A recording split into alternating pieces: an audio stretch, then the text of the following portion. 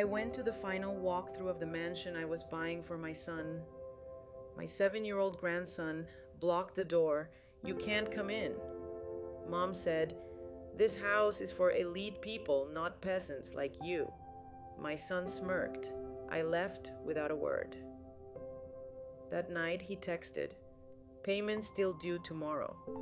I replied, "Ask the elites." Next day, eviction. "I'm glad to have you here. Follow my story until the end and comment the city you're watching from so I can see how far my story has reached. I never imagined that buying a house for my son would lead to the most humiliating moment of my 65 years on this earth. But there I was, standing on the pristine marble steps of 800 Willow Creek Drive, staring at the heavy oak door of the mansion I had just purchased for $800,000, only to be told I wasn't worthy enough to enter. The morning had started with such promise. I had dressed carefully in my navy blue dress, the one David always said brought out my eyes, and pinned my silver hair back with the pearl clip he gave me for our 25th anniversary. I wanted to look presentable for this final walk through this moment, when I would officially hand over the keys to my son Trent and his family.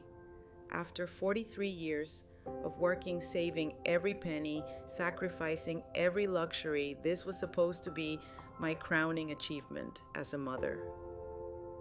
The drive through the exclusive neighborhood had filled me with pride. Towering oak trees lined the streets, their branches creating a canopy over perfectly manicured lawns. Each house was more impressive than the last, with circular driveways, 3-car garages, and gardens that looked like they belonged in magazines. When I pulled up to number 800, my heart swelled with satisfaction. The white columns gleamed in the afternoon sun, and the wraparound porch looked exactly like something from a Southern Living catalog. I had imagined this moment countless times. Trent would sweep me into a grateful hug, maybe even tear up a little as he thanked me for making his family's dream come true. Nora would finally soften toward me, realizing that everything I had done was out of love. And little Damon, my 7-year-old grandson, would run to me with that bright smile, calling me the best grandma in the world. The reality was nothing like my imagination. I climbed the steps slowly, my arthritis making my knees protest with each rise. The doorbell chimed a melodic tune that echoed through what I knew was a marble-floored foyer. Through the frosted glass panels, I could see movement shadows of the family I had sacrificed everything for. The door opened, but instead of my son's face, I found myself looking down at Damon. His sandy brown hair was perfectly styled, and he wore a crisp polo shirt that probably cost more than I spent on groceries in a week. But it wasn't his appearance that made my blood run cold. It was the way he positioned himself in the doorway, arms crossed, blocking my path with the determination of a tiny security guard. "You can't come in," he announced, his voice carrying the rehearsed confidence of a child repeating words he had been taught. Mom said, "This house is for elite people, not peasants like you." The words hit me like a physical blow. Peasants. That's what my own family thought of me. I felt my face flush hot with shame and disbelief. This was my grandson, the little boy I had rocked to sleep, whose diapers I had changed, whose first steps I had celebrated. And he was looking at me with the cold indifference of a stranger, delivering an insult that cut deeper than any knife. Behind him, I caught sight of Nora. She was leaning against the archway that led to what I knew was the living room, her perfectly manicured fingers wrapped around a crystal glass of what looked like champagne. Her blonde hair fell in smooth waves past her shoulders, and her smile was the kind that never reached her eyes. She wasn't stopping Damon. In fact, she looked pleased, as if this performance was exactly what she had hoped for. "Damon, sweetie," she called out in that saccharine voice she used whenever she wanted to sound innocent. "Remember what we talked about? This house is for people who understand quality, people who belong in society." My hands began to tremble. I gripped my purse tighter, feeling the leather strap dig into my palm. This wasn't spontaneous. This wasn't a child being rude. This was planned, orchestrated, designed to put me in my place. The place they had apparently always believed I belonged. "Where's your father?" I managed to ask Damon, my voice barely above a whisper. Trent appeared from the shadows of the foyer, and what I saw in his face broke something inside me that I didn't think could break anymore. There was no surprise, no anger at his son's behavior, no embarrassment at his wife's cruelty. There was just a slight smirk, barely visible, but unmistakable to someone who had known him since the day he was born. My son, the boy I had worked 3 jobs to put through college, the man I had supported through every failure and celebrated through every success, was enjoying this. "Hi, Mom," he said casually, as if his son hadn't just called me a peasant, as if his wife wasn't standing there radiating satisfaction at my humiliation. "We weren't expecting you this early." That was a lie. The appointment had been set for 2:00 and it was exactly 2:00. I had been precisely on time, as I always was, as David had taught me to be. Punctuality was a sign of respect, he used to say. But apparently, respect was not something this family believed I deserved. The realtor said too, I replied, hating how small my voice sounded. "Oh, right." Trent shrugged, making no move to invite me in or to correct his son's behavior. "Well, we're just settling in, looking around, you understand?" No, I didn't understand. I didn't understand how the son I had raised could stand there and watch me be treated like an unwanted solicitor at the door of a house I had bought with my life savings. I didn't understand how Nora could look so pleased with herself while orchestrating my humiliation. And I didn't understand how Damon, sweet little Damon, had learned to speak to his grandmother with such casual cruelty. The silence stretched between us, heavy and suffocating. A gentle breeze stirred the wind chimes hanging from the porch ceiling, their melody creating an almost mocking soundtrack to my devastation. Somewhere in the distance, I could hear the sound of children playing in another yard. Their laughter a stark contrast to the coldness radiating from my own family. "Well," I finally said, my voice gaining strength from somewhere deep inside me, "I suppose I should be going then." I turned away from the door, from my grandson's defiant stance, from my son's indifferent smirk, from my daughter-in-law's satisfied smile. My legs felt unsteady as I walked back down those marble steps, but I kept my spine straight and my head high. I had been dismissed from my own gift, treated like a stranger by my own blood, but I would not give them the satisfaction of seeing me crumble. As I reached my car, I heard the heavy oak door close behind me with a finality that seemed to echo through my chest. I sat in the driver's seat for a long moment, staring at the mansion I had bought for a family that saw me as nothing more than a means to an end. The pristine white columns suddenly looked cold and unwelcoming. The manicured garden seemed sterile and lifeless. For 43 years, I had believed that love meant sacrifice. I had believed that being a good mother meant giving everything I had and asking for nothing in return. I had believed that family was sacred, that blood was thicker than water, that children would always love their parents. Sitting in that driveway with the taste of humiliation bitter in my mouth and the echo of my grandson's words ringing in my ears, I began to understand that I had been wrong about everything. My phone buzzed in my purse, a text message from Trent. "Payment still due tomorrow." I stared at those words for a long time, feeling something cold and final settle in my chest. Then I typed back 2 simple words: "Ask the elites." As I drove away from Willow Creek Drive, I caught one last glimpse of the mansion in my rearview mirror. It looked smaller somehow, less impressive. But then again, maybe it wasn't the house that had changed. maybe it was me. That evening, I sat in David's old recliner, the leather worn smooth from 30 years of his presence, and let the memories wash over me like a tide I could no longer hold back.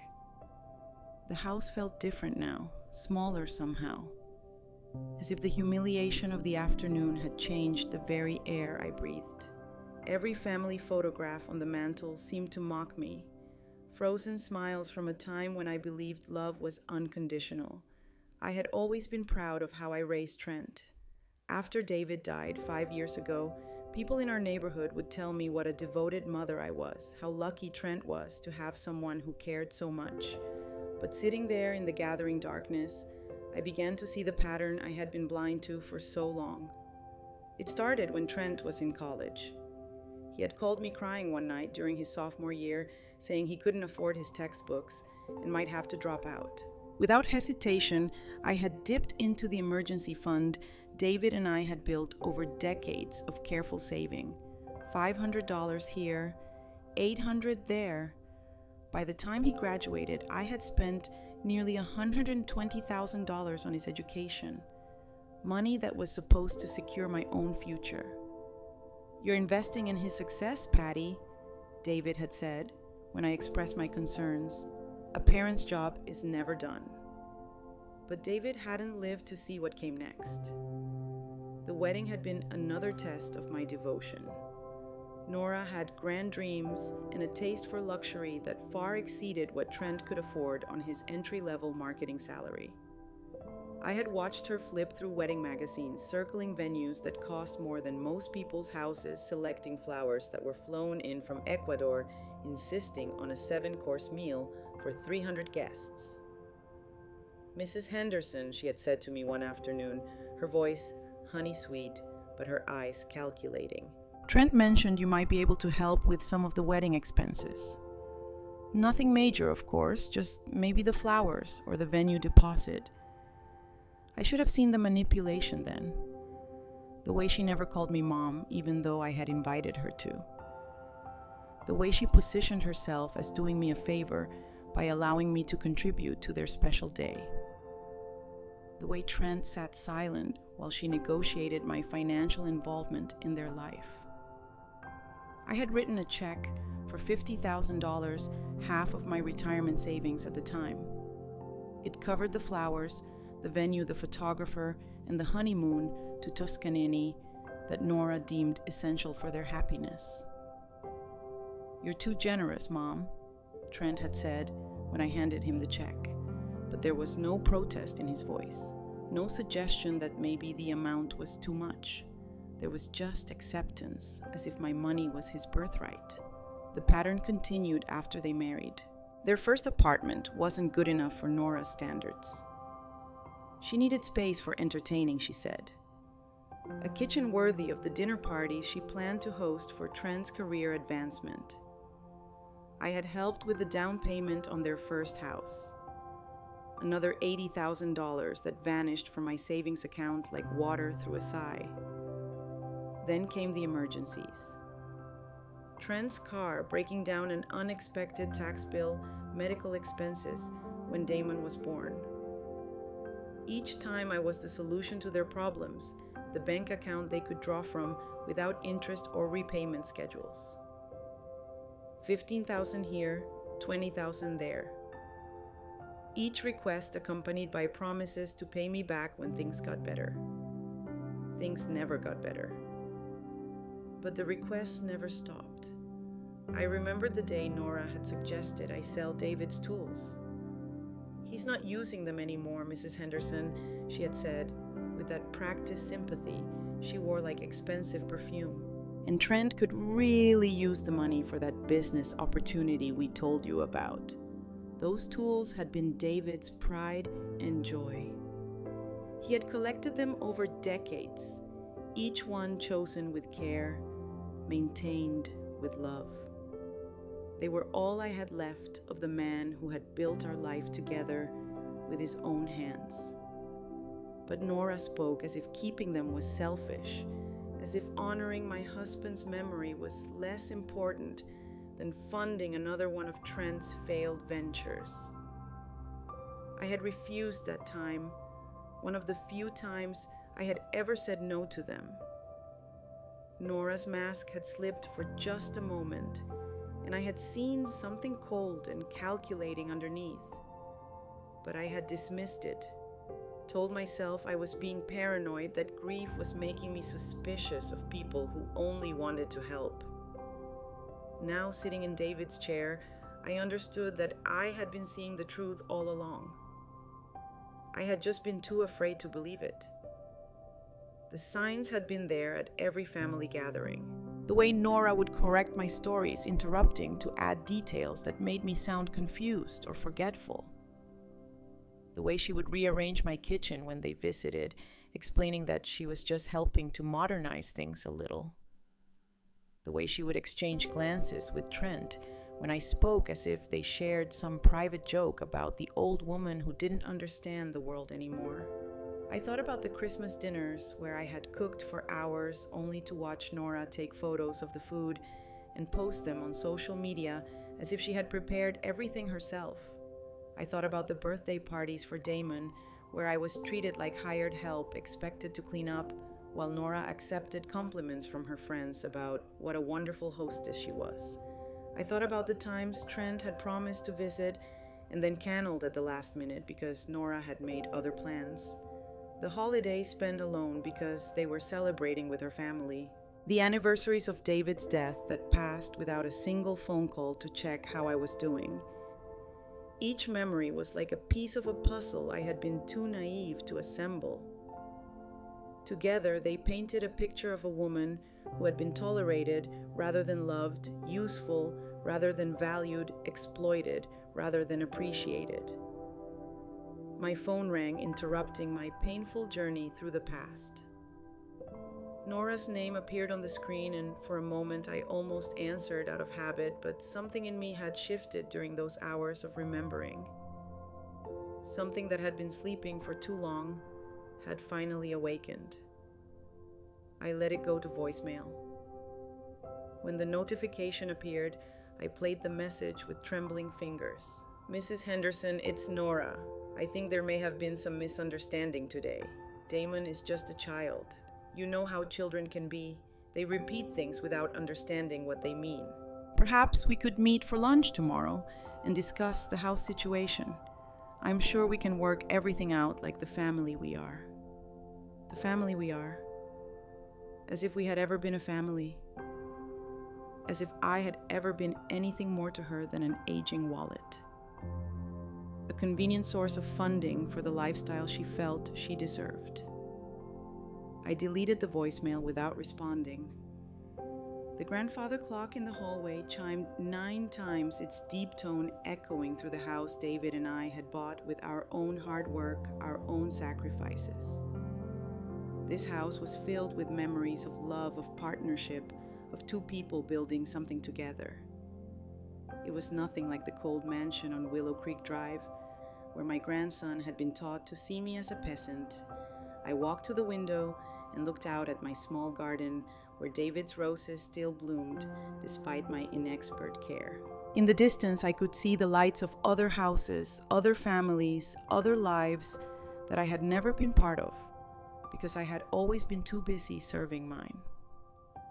For 65 years, I had believed that love meant giving until it hurt. Sacrificing until there was nothing left to sacrifice.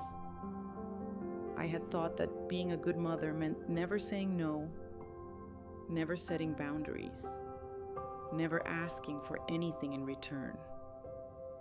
But love was supposed to flow both ways, wasn't it? Love was supposed to include respect, consideration, gratitude. Love wasn't supposed to feel like a transaction where only one person paid and the other person collected. As I prepared for bed that night, I made a decision that would have terrified the woman I had been that morning. I was going to stop paying. I was going to stop sacrificing. I was going to stop pretending that their indifference was love and their exploitation was family. I had given them everything, and they had made it clear that everything wasn't enough. They wanted more than my money. They wanted my dignity, my self-respect, my right to be treated like a human being who mattered. Well, they couldn't have those things, because for the first time in my adult life, I was going to choose myself. The check I had written for the house was sitting on my kitchen table, ready to be delivered to the bank in the morning. $800,000, the culmination of a lifetime of work and saving and sacrifice. I picked up the phone and dialed the number for my bank's after-hours service. I need to place a stop payment on a check, I said. When the representative answered as I gave them the details, I felt something I hadn't experienced in years. I felt powerful. I felt free. I felt like the woman David had fallen in love with all those years ago. The woman who had been buried under decades of people-pleasing and self-denial. Tomorrow, the family that had dismissed me as a peasant was going to learn what it meant to lose their queen. I slept better that night than I had in months. For the first time since David's death, I woke up without the weight of obligation pressing down on my chest. The morning sun streamed through my bedroom curtains, and I actually smiled as I made my coffee. It was a small thing, but it felt like a victory. The peace lasted exactly until 9:37 in the morning. My phone started ringing while I was watering David's roses in the backyard. Trent's name flashed across the screen, and I could practically feel the panic radiating through the device. I let it ring. He called back immediately, then again. By the fourth call, I was almost amused by his persistence. Finally, I answered. "Mom." His voice was higher than usual, strained with an emotion I hadn't heard from him since he was a teenager caught in a lie. "Mom, there's been some kind of mistake with the bank. They're saying the check was canceled." "No mistake," I replied, my voice calmer than I felt. I continued deadheading the roses, finding something therapeutic in the simple task. "What do you mean, no mistake?" The panic was fully evident now. "Mom, we're supposed to close on the house today. The sellers are expecting payment. The movers are coming this afternoon. We've already started packing." I paused in my gardening and sat down on the old wooden bench David had built years ago. "That's unfortunate, but it's not my problem anymore." Silence stretched between us, broken only by the sound of birds chirping in my neighbor's oak tree. When Trent spoke again, his voice carried that familiar tone of wounded entitlement that I now recognized had been there for years. "I don't understand what's gotten into you. We had an agreement. You promised to help us with this house." "I did help you," I said quietly. "I worked for 43 years, saved every penny I could, and offered to buy you a mansion worth $800,000, and your family made it clear that I'm not worthy to set foot inside it. Damon didn't mean anything by that. Kids say stupid things all the time." The dismissal hit me like a slap. No apology for his son's behavior, no acknowledgement of how humiliating the experience had been. No recognition that 7-year-olds don't spontaneously use words like peasant without being taught. "And what about you, Trent? What did you mean when you stood there and let it happen?" Another silence. I could hear voices in the background. Nora's sharp tone cutting through what sounded like frantic activity. "Look, Mom, can we discuss this later? Right now, I need to figure out how to fix this situation. The real estate agent is calling every 5 minutes, and Nora is what I interrupted, upset that her plans didn't work out exactly as she hoped." "She's my wife," Trent said, and there was something defensive in his voice that confirmed everything I had suspected. "She's family. We're all family, and families work things out." I stood up from the bench and walked back toward my house, my sanctuary, the place where I was respected and valued, because I had built it with someone who actually loved me. Family, I repeated. Tell me, Trent, when was the last time you called me just to see how I was doing? When was the last time you visited without needing something? When was the last time you invited me to dinner instead of the other way around? No answer. I'll wait, I said, settling into David's chair and putting my feet up. That's not fair, he finally muttered. We've been busy. Damon has activities. Nora has her commitments. I have work. Everyone has commitments, son. The difference is that people make time for the things that matter to them. I could hear Nora's voice getting louder in the background, though I couldn't make out the words. Whatever she was saying, it wasn't pleasant. Hold on, Trent said, and I heard the rustle of the phone being covered. While I waited, I looked around my living room, really looked at it for the first time in months. Every piece of furniture told a story. The coffee table, David had refinished when we were newlyweds and couldn't afford to buy new. The bookshelf filled with novels we had read together and discussed over countless dinners. The family photos that chronicled happier times before I became nothing more than a bank account with legs. Trent came back on the line and his voice had changed. The panic was still there, but now it was edged with something harder. Nora wants to talk to you, he said. Before I could respond, my daughter-in-law's voice filled my ears, sickeningly sweet, but with an undertone that made my skin crawl. Mrs. Henderson, darling, I think we need to sit down and discuss this rationally. You're obviously upset about yesterday, and I understand that, but we can't let a simple misunderstanding destroy everything we've worked toward as a family. Everything you've worked toward, I corrected. I don't recall being consulted about your family's goals. That's not true at all, she laughed. But there was no humor in it. We've always included you in our decisions. You knew we were looking for a bigger house. You knew how important it was for Damon to grow up in the right neighborhood with the right kind of influences. The right kind of influences, not peasants like me, presumably. What I knew, I said slowly, was that you found a house you couldn't afford and expected me to pay for it. What I didn't know was that you considered me too low class to actually enter it. Oh, honey, you're taking this entirely the wrong way. Damon was just being silly. Children say the darnest things, don't they?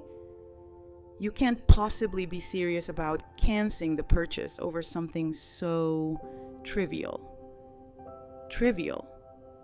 That's what my humiliation was to her. Trivial. Here's what's going to happen, I said, surprised by the steel in my own voice. You're going to figure out your own housing situation without my money. You're going to explain to your friends why you can't move into your dream mansion. And you're going to do it without blaming me because I'm done being your scapegoat. You can't be serious. Nora's mask was slipping now, her voice losing its artificial sweetness. Do you have any idea how this makes us look? We've already told everyone about the house. I've posted pictures on social media. My mother is flying in next week to see it. Then you probably should have treated me with respect before you started making announcements. Mrs. Henderson, please be reasonable. We're family. Family doesn't abandon each other over petty disagreements. I almost laughed at the irony. You're absolutely right, Nora. Family doesn't abandon each other. Remember that I hung up before she could respond. Within minutes, my phone was buzzing with text messages, some from Trent pleading and desperate. Others from Nora alternating between fake sweetness and barely concealed hostility. I read them all and deleted them one by one. The last message came from a number I didn't recognize. This is what happens when old people get bitter and senile. You're destroying your own family out of spite. Hope you're proud of yourself. I stared at that message for a long time. Senile. That's what they thought this was. Not a rational decision made by a woman who had finally seen clearly. Not the natural consequence of years of disrespect and exploitation. Just the confused ramblings of an old woman who didn't know any better. I saved the message. Something told me I might need it later. Around noon, my neighbor Mrs. Chen knocked on my door. She was a widow like me, though she had the luxury of children who actually visited her regularly. "Patty dear," she said when I opened the door, "I just saw a moving truck leave the house across the street. Wasn't that your son's place?" I looked past her and saw that she was right. The small rental house where Trent's family had been living was now showing clear signs of a hasty departure. Boxes were scattered across the lawn, and I could see Nora directing the movers with increasingly frantic gestures. "It appears they've had a change of plans," I said diplomatically. Miss Chen studied my face with the keen insight of someone who had lived long enough to recognize drama when she saw it. "Are you all right, dear?" It was the first time in months that someone had asked me that question and actually waited to hear the answer. The kindness in her voice almost undid me. "I think I'm going to be," I said, and realized I meant it. That evening, as I sat down to a quiet dinner for one, I felt something I hadn't experienced in years: pride. Not the hollow satisfaction of paying someone else's bills or the brief pleasure of being thanked for a gift I couldn't afford. Real pride. The kind that comes from standing up for yourself even when it costs you something. My phone rang one more time that day. This time it was a number I didn't recognize. But when I answered, I heard Damon's small voice on the other end. "Grandma Patty, Mommy says we can't live in the big house anymore because you changed your mind. She says you don't love us anymore." My heart broke a little listening to this confused child who had been taught to weaponize his innocence. "I love you very much, Damon," I said gently. "But love doesn't mean giving people everything they want, especially when they're not grateful for it." "I don't understand," he said. And for the first time, he sounded like the 7-year-old he actually was instead of the little soldier his parents had trained him to be. "I know you don't, sweetheart, but someday you will." The line went quiet, and I could hear Nora's voice in the background, sharp and angry. The phone disconnected abruptly. I sat in the growing darkness of my living room, surrounded by the life David and I had built together, and felt something settling into place inside me. It wasn't happiness, exactly, not yet, but it was something better than happiness. It was peace with my own decisions. And for a woman who had spent most of her life trying to please everyone else, that was a revolution. 3 days after I canceled the check, my world exploded in ways I never could have imagined. I had thought the worst was over, that I had seen the full extent of my family's betrayal. I had no idea how naive I was being. It started with a phone call from my bank, Mrs. Henderson. The voice belonged to Janet, the customer service representative I had worked with for over 20 years. "I'm calling about some unusual activity on your accounts. Could you come in this afternoon? There are some documents I think you should see." The tone in her voice made my stomach clench. Janet had helped me through the paperwork when David died, had assisted with setting up my retirement accounts, had always been professional but warm. Today, she sounded troubled. "What kind of documents?" I asked, though. Part of me already dreaded the answer. "It would be better if we discussed this in person," she said carefully. "Can you be here by 3:30? I spent the next 4 hours trying to distract myself with household chores, but my mind kept racing. What could be wrong with my accounts? I had been meticulous about my finances since David's death, checking balances regularly, keeping careful records. I had to be careful. My savings were all I had left. The bank felt different when I arrived that afternoon, or maybe I was the one who was different. 3 days ago, I had walked into this building as a woman who existed primarily to solve other people's problems. Today, I felt like someone who might actually have rights worth protecting. Janet led me to a small conference room and closed the door behind us. She had a thick file folder in her hands, and her expression was grim. "Patty," she said, using my first name for the first time in 20 years. "I need to ask you some questions, and I need you to be completely honest with me." I nodded, my mouth suddenly dry. "Have you given anyone access to your account's power of attorney, joint ownership, anything like that?" "No," I said immediately. David and I had joint accounts when he was alive, but since his death, everything has been solely in my name. Janet opened the file and pulled out a stack of papers. "Someone has been attempting to access your accounts. We have records of multiple calls over the past 6 months. Someone claiming to be calling on your behalf, asking about balances, transfer procedures, beneficiary information." My hands began to tremble. "Who?" She slid a document across the table. It was a phone log, and I recognized the number immediately. "Trent, your son, has called 17 times in the past 6 months, Janet said quietly. "Initially, our representatives told him they couldn't discuss your accounts without your authorization. But then this arrived."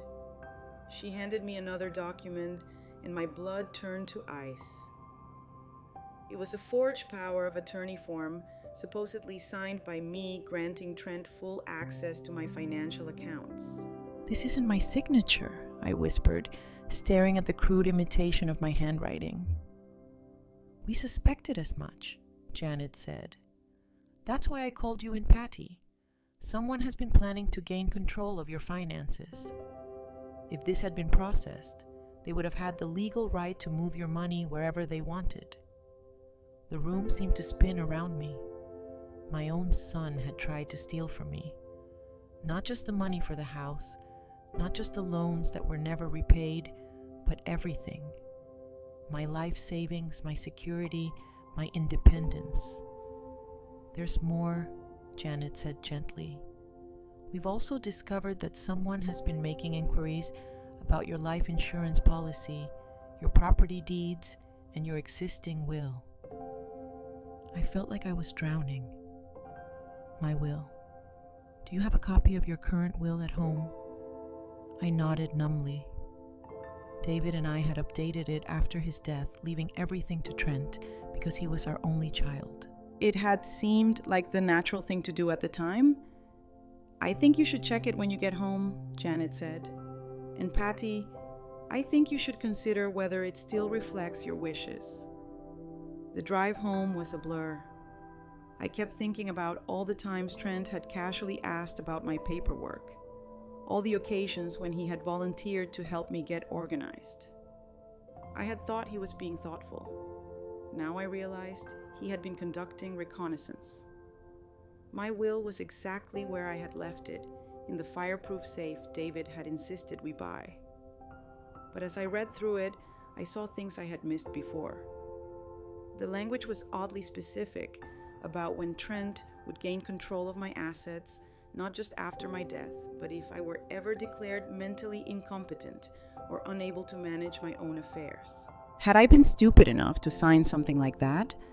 I thought back to the day after David's funeral when Trent had arrived with a lawyer friend of his saying they needed to update some paperwork to reflect my new status as a widow. I had been so overwhelmed with grief, so grateful that someone was taking care of the details, that I had signed whatever they put in front of me. The lawyer's name was printed at the bottom of the document, Marcus Webb, attorney at law. I had never met him before that day, and I had never seen him since. I called the law office listed on the letterhead. Webb and Associates, a receptionist, answered. "I'd like to speak with Marcus Webb, please. This is regarding some documents he prepared for me. I'm sorry, but Mr. Webb is no longer with our firm. He was terminated last year for professional misconduct." "Could someone else assist you? Professional misconduct?" I hung up without answering. My hands were shaking as I dialed the number for my old friend Eleanor, the only lawyer I knew personally. We had been neighbors when our children were small, and she had helped me with some simple legal matters over the years. "Eleanor," I said when she answered, "I need help. I think my son has been trying to steal from me, and I don't know who to trust." An hour later, Eleanor was sitting in my living room reading through my will with the focused intensity of someone who knew exactly what to look for. "Patty," she said finally, "this document is a nightmare. If this language were ever enforced, Trent could have you declared incompetent based on almost anything. Forgetting a doctor's appointment, getting confused about dates, even having a bad reaction to medication could be used against you." I felt sick. "Is it legal?" "Technically, yes, if you signed it voluntarily, but the circumstances under which you signed it were questionable at best." "You were grieving. You weren't represented by independent counsel, and the attorney who drafted it has since been disbarred for similar schemes." Schemes. Eleanor's expression was grim. Marcus Webb made a specialty of helping adult children gain control of their parents' assets. He would draft documents that looked like standard estate planning, but were actually designed to make it easy to declare the parent incompetent and seize their money. The pieces were falling into place with horrifying clarity. The pressure to buy the expensive house, the casual questions about my health and memory, the way Nora would make comments about how forgetful I was becoming, how worried they were about me living alone. They hadn't just been planning to take my money, they had been building a case to take my freedom. "What can I do?" I asked. Eleanor smiled, and it was the first genuinely warm expression I had seen all week. Quite a lot, actually. "First, we're going to draft a new will, one that actually reflects your wishes. Second, we're going to revoke any powers of attorney you may have signed. And third, we're going to make sure your son understands that his little scheme has been discovered. I want him prosecuted," I said, surprised by the vehemence in my own voice. "Patty, are you sure he's your son, even with everything he's done, especially because he's my son?" I interrupted. "I raised him to know right from wrong. If he chooses to ignore that, he needs to face the consequences." Eleanor nodded approvingly. "Good for you. It's about time someone in your family learned that actions have consequences." As we worked through the afternoon revising documents and building a case, I felt something I had never experienced before: the satisfaction of fighting back. For too long, I had accepted whatever my family chose to do to me, telling myself that keeping the peace was more important than standing up for myself. But some lines once crossed changed everything. That evening, as Eleanor packed up her files, she paused at my front door. "Patty, I have to ask, what made you finally decide to fight back?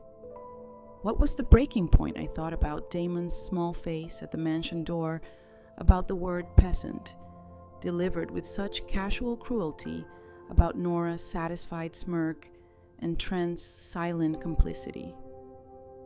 I realized, I said slowly, that I had been so afraid of losing my family that I had forgotten I was supposed to matter too. Eleanor squeezed my hand. "You matter more than you know. And by the time we're finished, your son is going to understand that." After she left, I sat in David's chair and allowed myself to feel the full weight of what I had discovered. My son, the baby I had nursed through fevers and celebrated through achievements, had been planning to steal my life away from me piece by piece. But I wasn't going to let that happen. For the first time in years, I was going to use the strength David had always said I possessed. Tomorrow, I would start building a new life. A life where I mattered, where I was respected, where I was more than just a means to someone else's end. And if my family couldn't accept that version of me, then they weren't really my family at all. 2 weeks after I discovered the extent of their betrayal, they came crawling back.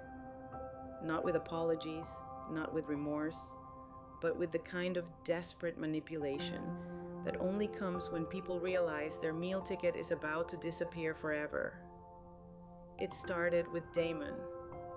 I was in my garden deadheading the last roses of the season when I heard his small voice calling from the sidewalk. "Grandma Patty, please don't be mad at me." I looked up to see him standing at the edge of my property. His little face streaked with tears, wearing clothes that looked like he had slept in them. Behind him, parked across the street, I could see Nora's car with the windows rolled down. She was watching, waiting to see if her latest strategy would work.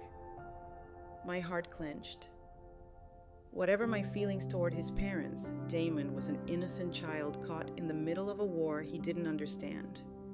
I set down my garden shears and walked to the fence. "I'm not mad at you, sweetheart," I said gently, kneeling down so we were at eye level. "You didn't do anything wrong. But Mommy says you hate us now. She says you took away our house because you don't love us anymore." His voice broke on the last word, and I saw exactly what Nora was doing. She was using her own child as a weapon, breaking his heart to try to break mine. "I love you very much, Damon, but love doesn't mean giving people things they haven't earned or treating someone badly and expecting them to be happy about it." He wiped his nose with the back of his hand. "Daddy says you're being mean because you're old and sad. He says old people sometimes get confused and make bad decisions." The casual cruelty of it took my breath away. They were teaching their 7-year-old son that I was mentally deficient, setting him up to see me as someone whose words couldn't be trusted. "What do you think, Damon? Do I seem confused to you right now?" He studied my face with the serious intensity that children bring to important questions. "No. You seem like Grandma Patty." "That's because I am Grandma Patty. And Grandma Patty makes decisions for good reasons, even when other people don't like those decisions." From across the street, I heard Nora's car door slam. She was getting impatient, probably worried that her script wasn't being followed closely enough. "I have to go," Damon whispered, glancing nervously toward his mother. "But Grandma Patty, I'm sorry about what I said at the house.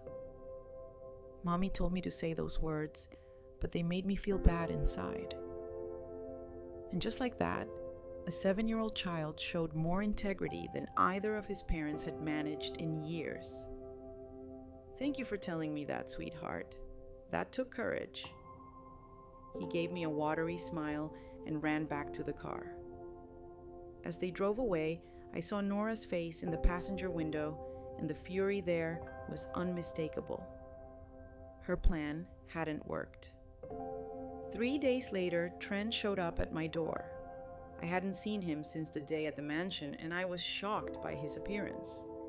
He looked like he had aged 5 years in 2 weeks. His clothes were wrinkled, his hair uncombed, and there was a desperate quality to his movements that reminded me of the night terrors he used to have as a child. "Mom," he said when I opened the door, "we need to talk." "No," I replied, "we don't." I started to close the door, but he put his hand against it. "Please, 5 minutes. That's all I'm asking." Against my better judgment, I let him in. He stood in my living room, the place where I had comforted him through heartbreaks and celebrated his successes, and I could see him taking inventory, probably calculating what everything was worth. "You look tired," I observed. He laughed, but there was no humor in it. "Yeah, well, it's been a rough couple of weeks. We've been staying in a motel since we had to move out of the rental. Nora's not handling it well. I'm sure she isn't. Mom, I know you're angry, but think about what you're doing. You're destroying your own family over a misunderstanding." I sat down in David's chair and folded my hands in my lap. "Tell me about the power of attorney Trent." The color drained from his face. "What power of attorney? the one you forged, the one that would have given you control over all my money. For a moment, he just stood there, opening and closing his mouth like a fish gasping for air. Then, to my amazement, he tried to lie. "I don't know what you're talking about. Someone must have made a mistake at the bank. The bank has recordings of you calling 17 times trying to access my accounts. They have copies of documents with my forged signature. And I know about Marcus Webb." That name hit him like a physical blow. His shoulders slumped. And for the first time since he was a teenager, I saw my son look genuinely ashamed. "How did you find out about Marcus?" "It doesn't matter how. What matters is that you tried to steal from me. Your own mother." "It wasn't stealing," he said quickly, desperately. "It was just planning ahead, making sure your affairs were in order. Nora was worried about you living alone, making financial decisions without anyone to help you." "Stop." My voice cut through his excuses like a blade. "Just stop. I know exactly what you were planning, and it had nothing to do with helping me." He was quiet for a long moment, and when he looked at me again, I saw something I had never seen before in my son's eyes. Hatred. "You're going to regret this," he said quietly. "You think you're so smart, so independent, but you're just a lonely old woman with no one left who cares about you." "If that's true," I replied evenly, "then what does that say about the son I raised?" He flinched as if I had slapped him. "I tried to give you everything." He continued, his voice rising. "A good childhood, a college education, financial support whenever you needed it. "And this is how you repay me, by humiliating me in front of my wife and child." The audacity of it was breathtaking.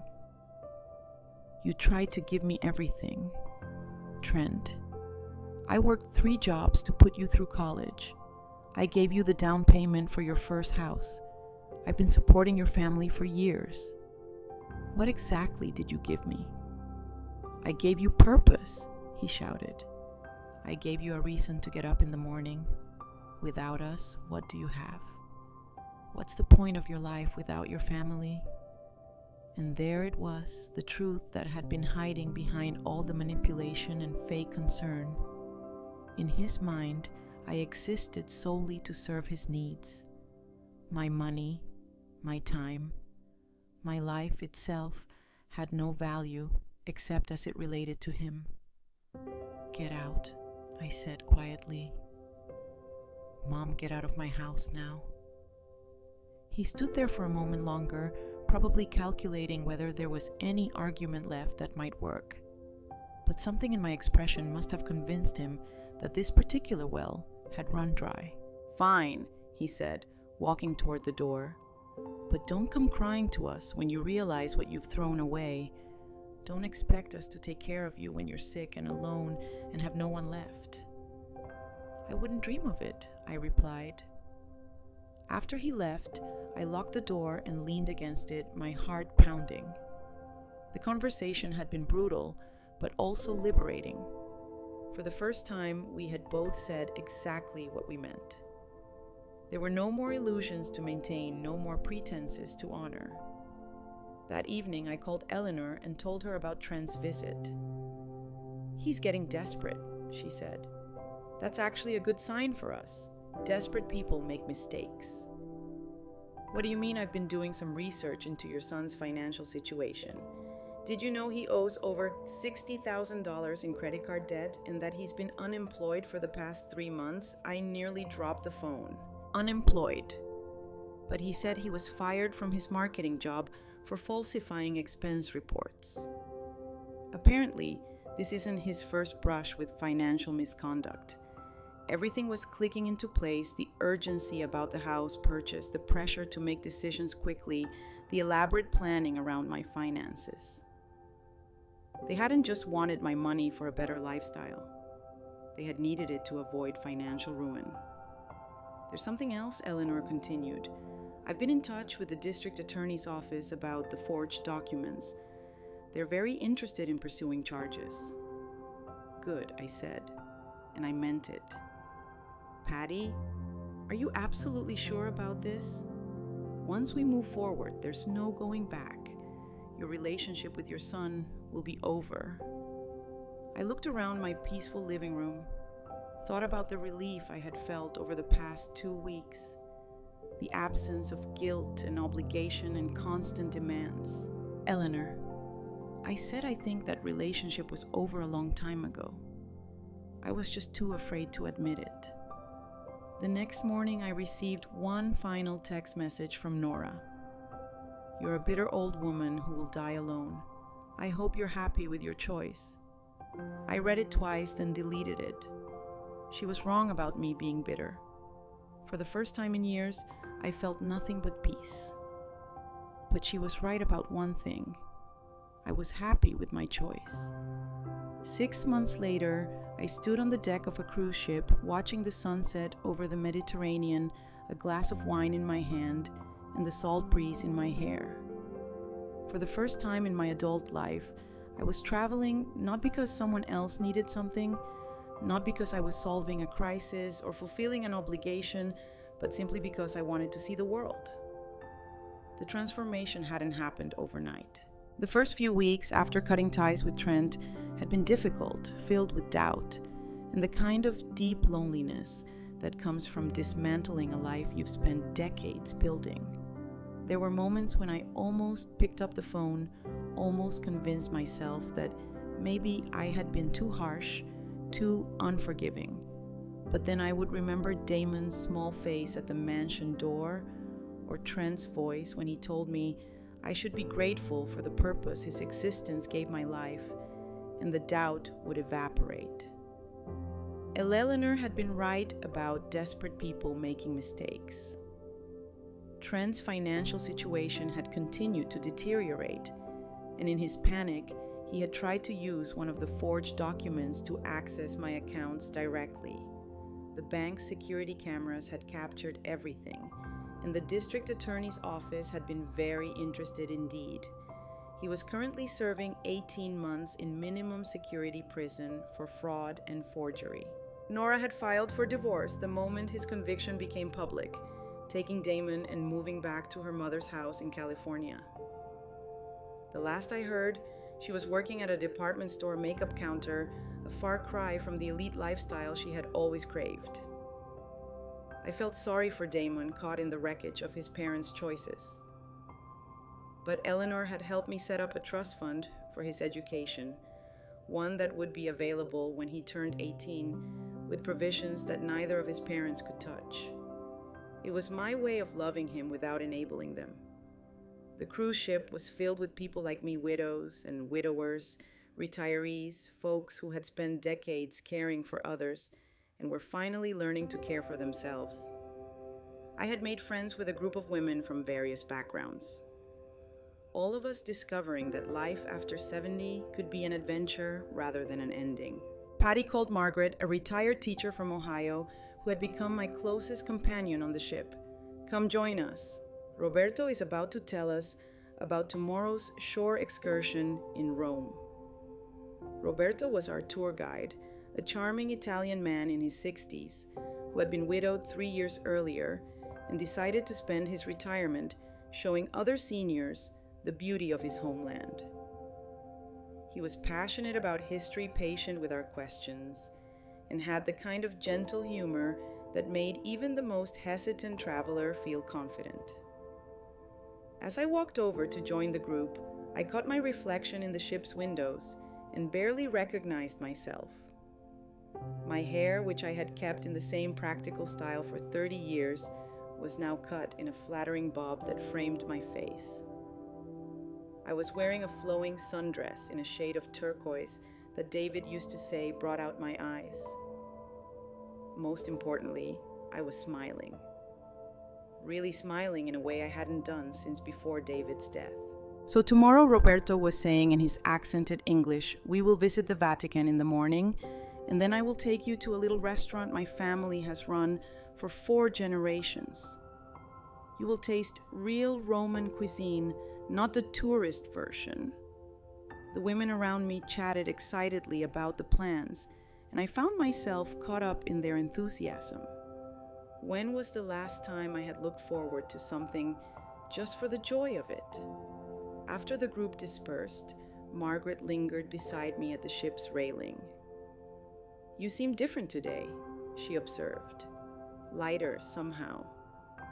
I had told her some of my story during our long conversations over dinner and afternoon wine. She was a good listener, and she had shared her own tale of a daughter who had expected her to babysit grandchildren for free while working full-time as a teacher, never acknowledging the sacrifice involved. "I got a letter today," I said, pulling the envelope from my purse. "From my son." Margaret's eyebrows rose. "The one in prison," I nodded. The letter had been waiting for me at the ship's communication center, forwarded from my address back home. I had debated whether to open it, but curiosity had won out. What did he say? I unfolded the single page and read aloud. "Mom, I've had a lot of time to think, and I realize now that I made mistakes. I was selfish, and I hurt you, and I'm sorry for that. I know you probably don't want to hear from me, but I wanted you to know that I understand why you did what you did. You were right to protect yourself. I hope someday you can forgive me, and maybe we can start over. I love you, Trent." Margaret was quiet for a moment. "How do you feel about that?" I folded the letter and put it back in the envelope. Relieved, I think. For the first time, he actually sounds like the son I tried to raise. "Are you going to write back?" I watched the waves rolling away from the ship, carrying us toward new horizons. "Maybe someday. But not because I feel obligated to, and not because I'm hoping to fix everything. If I write back, it will be because I choose to, on my own terms." "Good for you." That evening, I sat in my small but comfortable cabin working on a letter of my own. Not to Trent, but to Damon. His 9th birthday was coming up, and I wanted him to know that his grandmother was thinking of him, even if we couldn't be together. I wrote about the places I was visiting, the people I was meeting, the joy of discovering that life had many chapters still to be written. I told him about his grandfather David and how much they would have liked each other. I included photos from my travels, hoping that someday he would understand that there was a whole world beyond the small, bitter universe his parents had created. I ended the letter with a promise that when he was older, when he was ready to make his own choices about relationships and family, I would be here if he wanted to find me.